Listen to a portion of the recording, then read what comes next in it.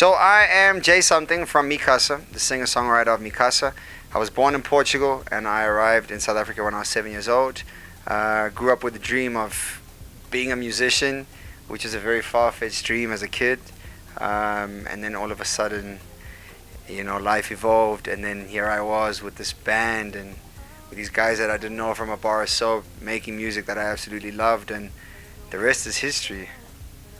My music career started when I finished varsity. I did a marketing degree in Stellenbosch, and then I moved to Joburg, and then I went to a party, and then I saw this DJ playing, and then there was a trumpeter, and then I was like, wow, is this like a jam session? And then I went and asked the DJ if I could take the mic and sing, and that was the birth of Mi Casa. So my music career started at the end of 2010.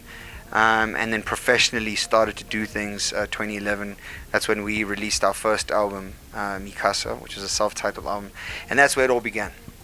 Musical inspiration can come from so many different areas of life. I think when I look at music, I've been influenced by so many different artists, but I think that the artist that had the biggest impact on my life was Michael Jackson, because there was something about him. There was something about the way that he danced, the way that he sang, what he sang about.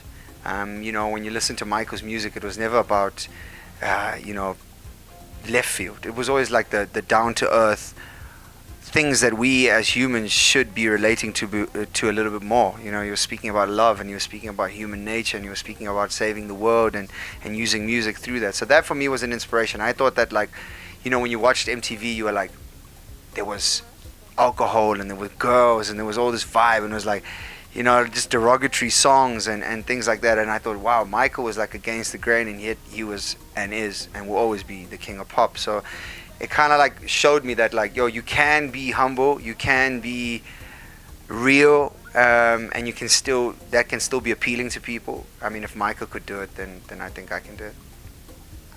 When it comes to an event in my life or an occasion in my life that has had the most impact in my life, would definitely, without a doubt, it's got nothing to do with music. It's kind of the day that I saw my child being born. I think when I saw my son being born, that's when I was like, wow, like everything has changed. Everything has got new meaning. Everything, just came alive. Music gained a whole new meaning, and it also lost a whole new meaning. When I leave this earth, I really would love for people to kind of see God in me more than anything. I don't think that I'm that important in this story. I think the one person that's more important than me is my maker and my creator, and I think that if people could just see a bit of God and a bit of Jesus in me, I think that would be amazing. I think that we tend to always focus on like accolades and achievements, and I think those things are all amazing. But I think that if people could just see a good human being in me, that would be amazing.